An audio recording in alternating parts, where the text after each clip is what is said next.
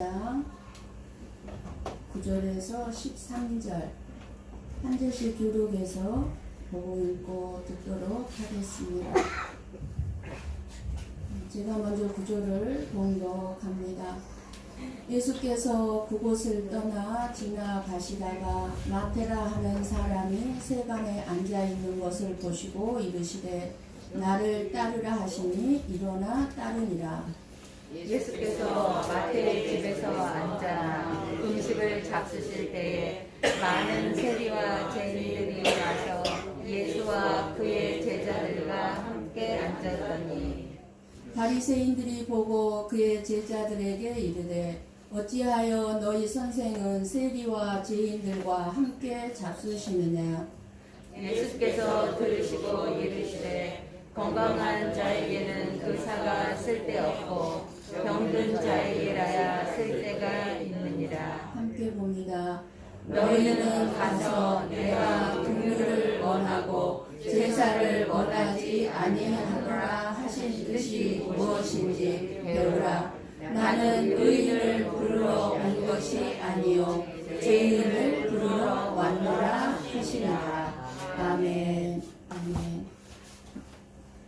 우리가 계속해서 은혜를 받고 있는 마태복음의 큰 주제는 예수님은 누구신가를 알게 하는 복음서입니다.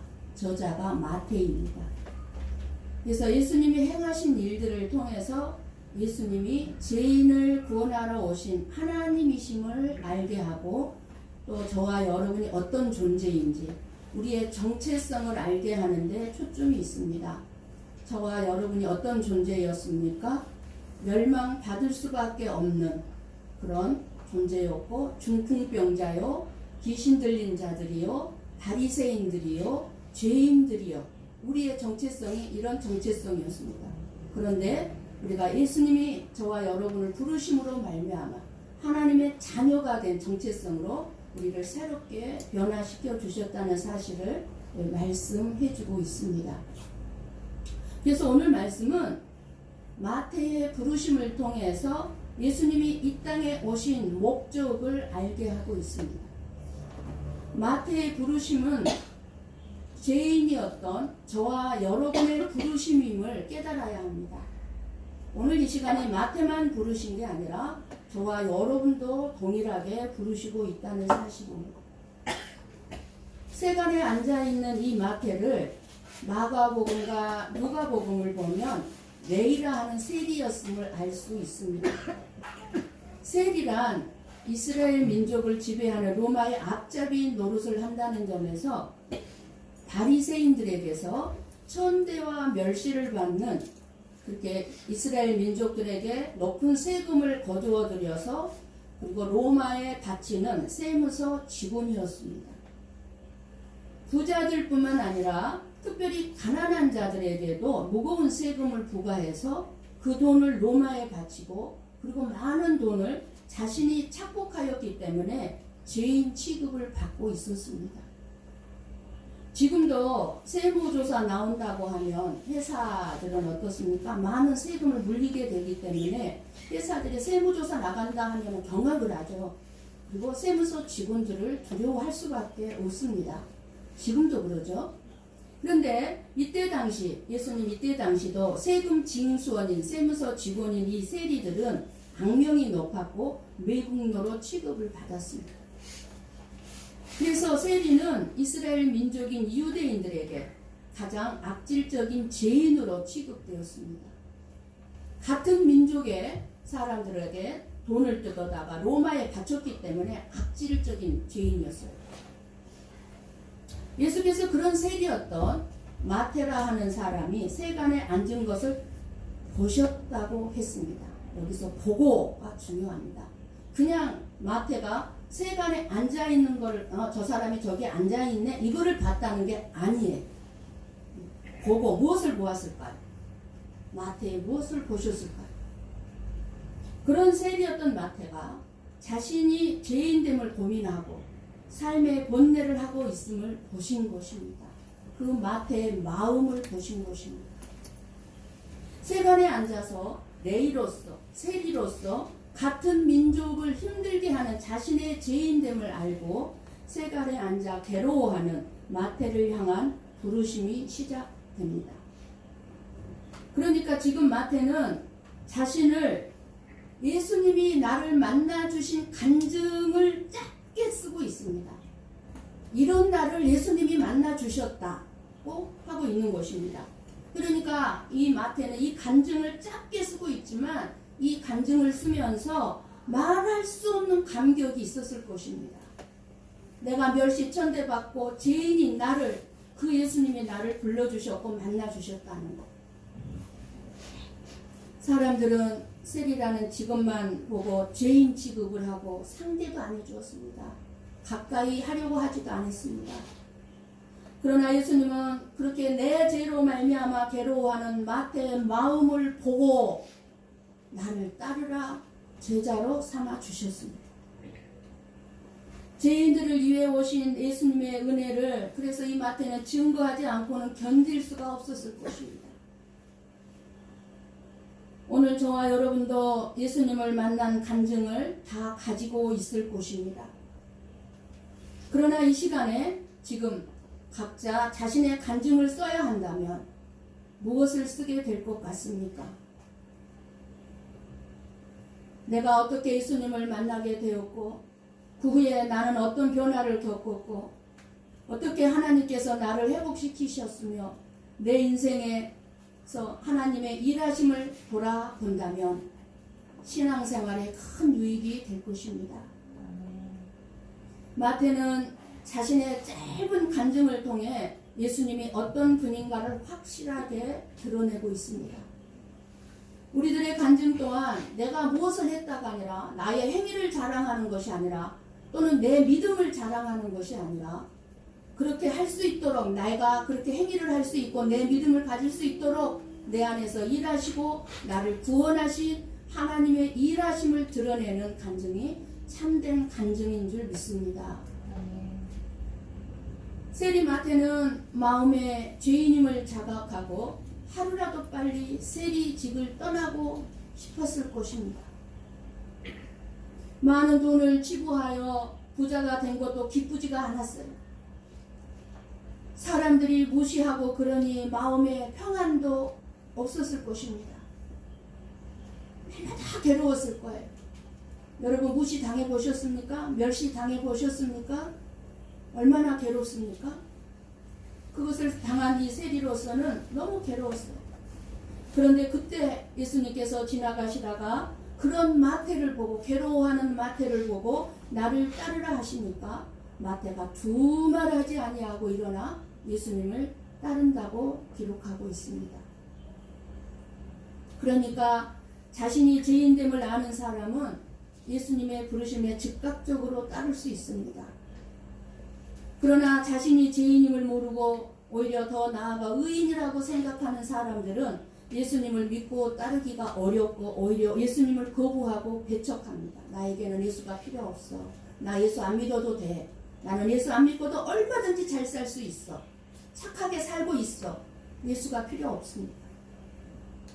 그래서 예수님을 따라다니던 많은 사람들은요, 악한 세리인 이 마태를 책망해 주길 기대했을지 모릅니다. 만약 예수님께서 죄인이요 세리였던 마태를 책망하셨다면 바리새인들이 너무너무 기뻐했을 거예요. 좋아했을 것입니다. 그런데 예수님께서는 그런 멸시천대받았던 마태를 보시더니 책망이 아니라 제자로 삼으셨습니다. 여러분, 예수님은요, 우리의 어떤 잘못, 어떤 죄를 짓고 산다 할지라도요, 책망하지 아니하고요, 저희들을 보듬어 주십니다. 떼어나 주십니다. 우리의 죄를 지적하고 책망하지 않습니다. 그런데요, 우리가 믿음 없는 삶, 믿음 없는 말을 하면은요, 책망하십니다. 마태는 부자로 살았지만 멸시와 천대를 받으며 죄인으로 살던 삶을 깨끗하게 내려놓고 예수님의 부르심을 받아 제자가 된 것이 얼마나 영광스럽고 감격스러운 일이었는지 짧은 간증 속에서 우리는 볼 수 있어야 합니다.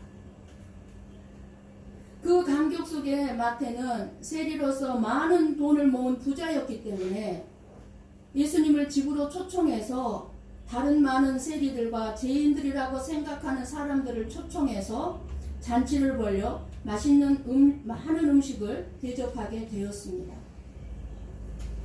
누가복음에는 이렇게 기록되어 있습니다. 레위가 예수를 위하여 자기 집에서 큰 잔치를 열었다고 말씀해주고 있습니다.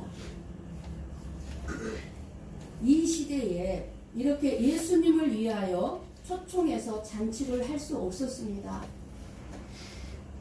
더 가난했기 때문에, 다 가난했기 때문에 제자들도 예수님을 이렇게 대접할 수가 없었습니다.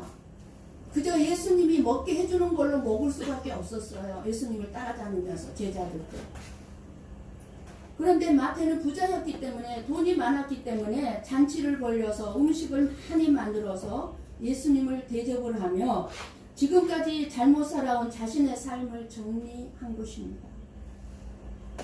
마태의 간증에는 자기의 행함이나 자기 자랑이 없습니다. 예수님을 위하여 큰 잔치를 베풀고 같은 자리에서 음식을 함께 먹는다는 차원에서 그런 것이 아니라 하나님의 거룩한 백성이라는 관계에서 이제 이 잔치는 새로운 교제를 의미하는 것입니다. 마태의 새로운 삶을 의미하는 것입니다. 그런 의미로 음식을 나누는 것을 알고 있는 착하고 선하게 살고 있다고 생각하는 이 바리새인들이 가만히 있을 리가 없습니다. 11절 말씀을 봅니다. 같이 봅니다. 바리새인들이 보고 그의 제자들에게 이르되 어찌하여 너희 선생은 세리와 죄인들과 함께 잡수시느냐.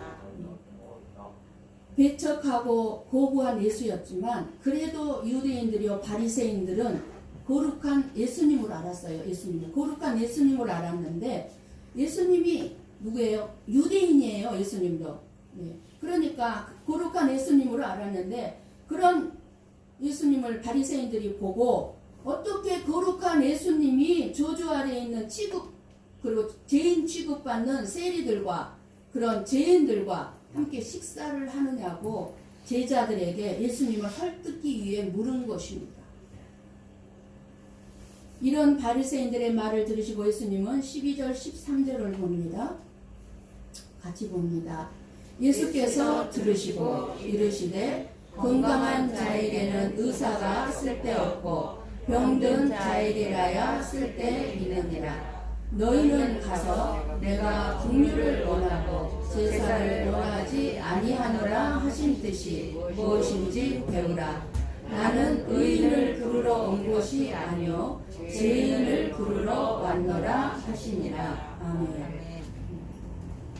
예수님의 이 말씀은 호세아서 6장 6절 말씀을 인용한 말씀입니다. 한번 호세아서 6장 6절을 봅니다.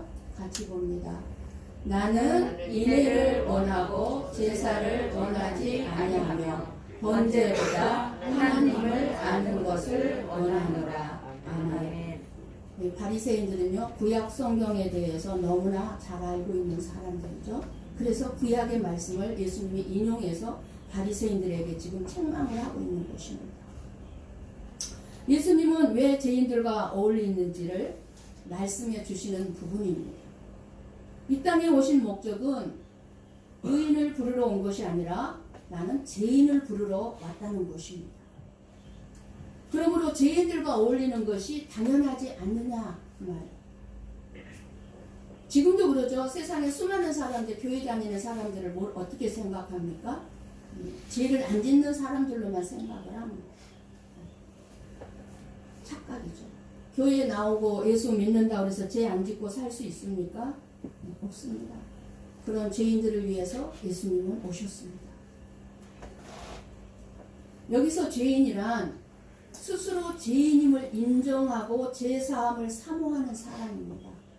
나는 죄인입니다.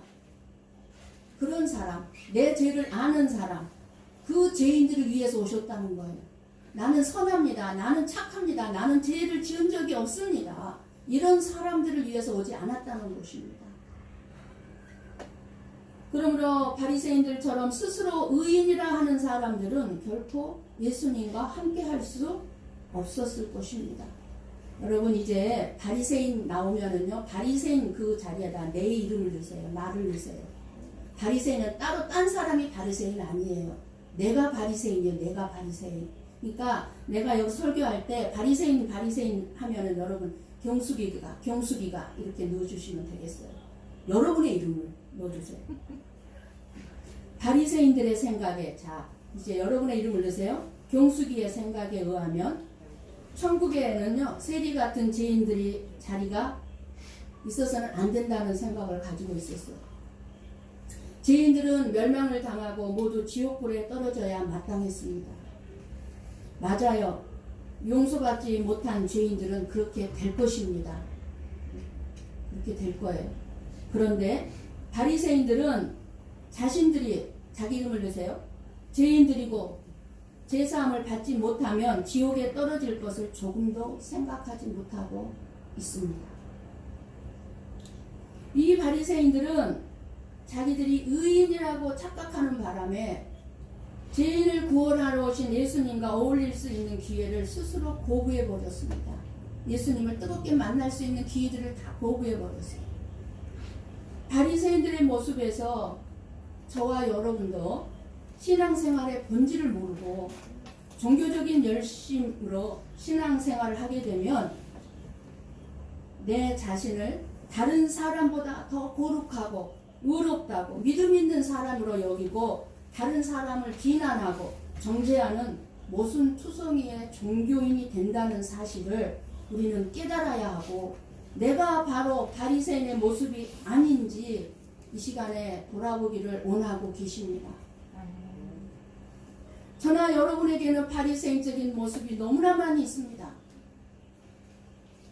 이 바리새인들의 모습을 통해서 저와 여러분도 자기 기준을 가지고 다른 사람을 함부로 판단하고 정죄하고 항상 옳은 말을 한다며 다른 사람들의 약점이나 허물과 실수를 꼭꼭 집어서 지적하는 까칠하고 피곤한 바리새인이 바로 내가 될 수 있다는 점을 우리는 경고받아야 합니다. 옳은 말이 다 옳은 말이 아니고 옳은 말을 한다고 다 잘하는 게 아닙니다. 누가 틀린 말 하겠습니까? 다 옳은 말 하겠죠. 그러나 사랑으로 말한 진리가 아니면 그 진리는, 옳은 말은 다른 사람을 괴롭게 한다는 사실을 알아야 합니다. 내가 한 옳은 말이 그 말을 듣는 사람을 괴롭게 한다 그 말입니다. 어느 목사님의 설교에서 이런 애화를 보았습니다. 베토벤, 여러분 너무나 잘 아시죠? 유명한 음악가 베토벤에게는 크리스토프라는 동생이 하나 있었는데, 그 동생은 특유의 성공을 해서 큰 부자가 되어서 큰 부자로 살았다고 합니다. 그래서 한 번은 베토벤의 그 경제 사정이 너무너무 힘들고 어려워서 형으로서 자존심을 꾹꾹 누르고 동생에게 경제적인 도움을 요청하는 편지를 보냈습니다. 좀 도와달라. 그랬더니 동생이 이렇게 답장을 했다고 합니다. 오로지 형의 책임일 뿐입니다. 가난도 형님의 몫입니다. 그러니까 누가 그렇게 살라고 했냐 그 말이에요. 가난은. 열심히 일해서 돈 벌어서 좀 살지 왜 누가 그렇게 가난하게 살려 했냐. 그게 형님 몫이라는 거예요. 가난한 거. 그런 답장을 받은 베토벤이 동생에게 어떻게 답장을 보냈을까요? 너의 도움도 필요 없고 너의 설교도 필요 없다. 끝. 이렇게 보냈다고 합니다. 동생의 말이 옳은 말이에요. 틀린 말 아닙니다. 옳은 말이지만 그러나 이 동생의 말은요, 사랑에서 나온 말이 아니기 때문에 전혀 도움이 되지 않는 틀린 말인 것입니다. 저와 여러분이 옳은 말을 하려고 하지 말고 사랑이 들어간 말을 해야 될 줄 믿습니다. 바리새인들은 그렇게 옳은 말들을 많이 했습니다. 그래서 바리새인들은 그 어느 누구보다도 하나님을 알고 있다고 믿으면서, 그리고 하나님을 잘 믿는 사람들이었잖아요. 너무너무 잘 믿는 사람들이었어요. 지금의 목사들이었어요. 목사. 믿음 좋은 권사님들이었어요. 그렇게 하나님을 잘 알고 믿는다고 하면서도 멸망당하게 될 죄인들을 사랑하시고 그들을 불쌍히 여기셔서 구원하시려는 하나님의 마음은 헤아리지 못하고 죄인들을 구원하시려는 예수님을 핍박합니다. 그리고 자기 신들은 의인이라고 자기들과 같이 어울려야 된다는 거예요. 예수님은 자기들과 같이. 그래서 예수님이 뭐라고 말씀합니까? 너희는 가서 내가 긍휼을 원하고 제사를 원하지 아니하노라 하신 뜻이 무엇인지 배우라. 말씀합니다. 저와 여러분에게 지금 해주시는 말씀입니다. 너는 가서 긍휼을 원하고 제사를 원하지 아니하노라 하신 뜻이 무엇인지 우리에게 배우라고 말씀합니다. 호세아서 6장 6절에 하나님의 말씀이 진정 무슨 뜻인지 가서 공부 좀 더 하라는 것입니다. 바리새인들은 모욕을 주려고 잘못을 지적하려 했지만 오히려 책망만 받게 되었습니다. 긍휼을 원하고 제사를 원하지 않는다는 말씀은요, 예배는 필요 없으니까 예배를 드리지 말라는 뜻이 아니라 그 예배를 통해서 하나님의 긍휼을 알기를 원하신다는 것입니다. 그 예배를 통해서 하나님의 마음을 하나님은 원하고 계신다는 사실입니다. 하나님의 인애, 지금 뭐예요? 신약에 와서 긍휼이라고 해석을 했죠. 인애나 긍휼이나. 그 긍휼을 알지 못하는 예배는 예배가 아니고 하나님이 원하시는 것도 아니라는 것입니다. 그런데 바리새인들은 제물을 바치고 번제를 드리고, 여기서 제물은 뭐예요? 헌금을 얘기하는 거예요. 헌금을 많이 드리고 그리고 예배를 안 빠지고 예배를 잘 드리면 하나님의 거룩한 백성이 되는 것으로 생각한 것입니다. 그렇다면 바리새인들이 몰랐던 것은 무엇일까요? 바리새인들이 몰랐던 것은 자기 자신들이야말로 하나님께 나아갈 수 없는 죄인들이요 병든 자들이었다는 사실을 모르고 있다는 사실입니다. 이렇게 바리새인들은 하나님의 규례를 철저히 지키고 실천하는 삶을 살려고 했고 그렇게 살았기 때문에 자신들이야말로 의롭고 그리고 내 믿음은 건강하고 그리고 나는 거룩한 백성으로 여긴 것입니다. 그래서 바리새인들은 불쌍히 여겨주시는 하나님의 긍휼을 알 수 없었던 것입니다. 불쌍히 여겨주시는 이 긍휼은 내 자신이 불쌍히 여김을 받아야 할 대상으로 바라보는 사람에게만 해당되는 것이기 때문입니다. 나는 불쌍히 여김을 받을 수밖에 없는 존재야. 내가 불쌍히 여김을 받아야 할 대상으로 아는 사람은 다른 사람 또한 불쌍히 여길 줄 안다는 것입니다. 예수님은 불쌍히 여겨주시는 하나님의 긍휼의 은총을 베풀기 위해서 오신 분입니다. 그러므로 예수님이 부르시는 사람은 내 자신이 불쌍히 여김을 받아야 하는 존재라는 것을 아는 사람들, 즉 죄인들이었던 것입니다.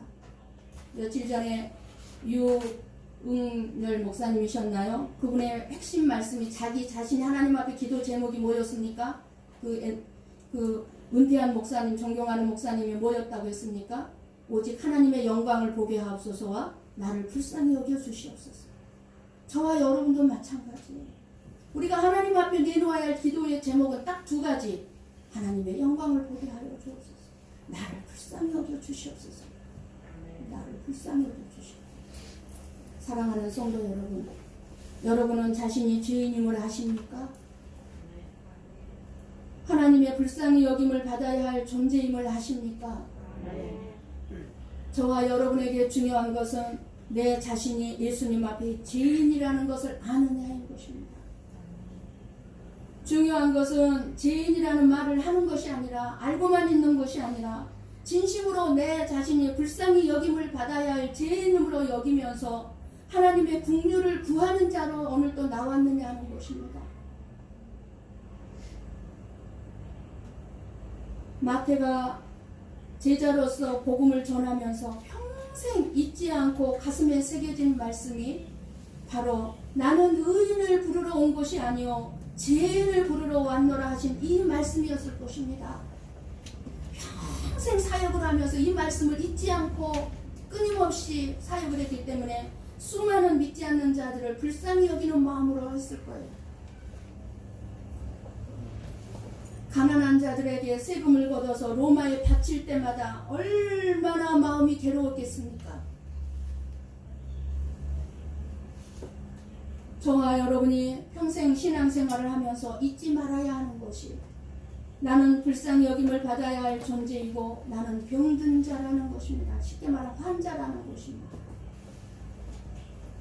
이 사실을 잊지 않고 신앙생활을 한다면 하나님의 말씀을 들을 때마다 하나님의 말씀이 나에게 위로가 되고 그리고 천국에 대한 말씀이 우리에게 힘과 소망이 될 것이고 다른 사람들을 더 나아가 불쌍히 여기게 될 것입니다. 옳은 말로 지적하고 책망하는 것이 아니라 그래 우리는 다 불쌍한 존재들 그럴 수밖에 없지. 우리 예수님도 저를 그렇게 참아주시고 인내하고 기다려주시고 계시는 거예요. 왜요? 나를 불쌍히 여겨주시고 계시기 때문에. 예수님은 의인을 부르러 오지 않았습니다. 내 스스로 믿음 좋은 사람 그런 사람 부르러 오지 않았습니다. 예수님이 말씀한 의인은 자기 스스로 의롭게 살면서 자기 의를 가지고 사는 사람입니다.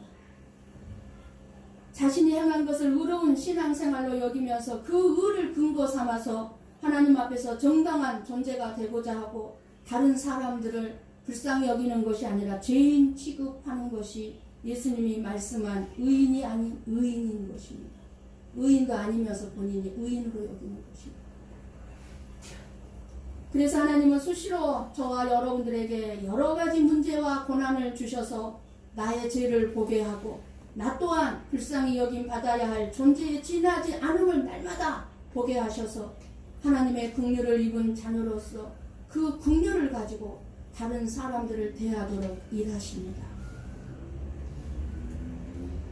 우리는 오늘 말씀을 통해서 하나님이 우리에게 원하시는 것은 하나님의 마음은 종교적인 신앙생활 열심히 하는 것이 아니라 종교적인 규범을 잘 지키는 사람이 되는 것이 아니라 예수님의 긍휼을 힘입어 살고 예수님의 긍휼로 서로를 대하는 사람들이 되는 것임을 원하고 계신다는 사실을 오늘 깨달아야 합니다.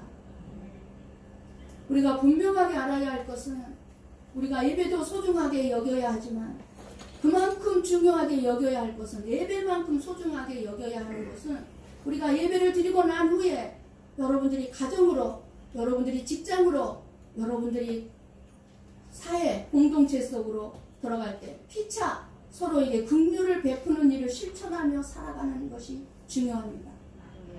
예배가 중요한 것이 아니에요. 그 중요한 예배를 드리면서 긍휼히 여기는 삶을 계속해서 살아가는 것입니다. 예수님은 우리에게 우리 자신의 의로움이나 열심을 요구하지 않습니다. 너 열심히 교회 나가서 열심히 충성하고 봉사해라. 이런 거 요구한 적 없습니다. 성경 말씀 어디를 봐도 없습니다.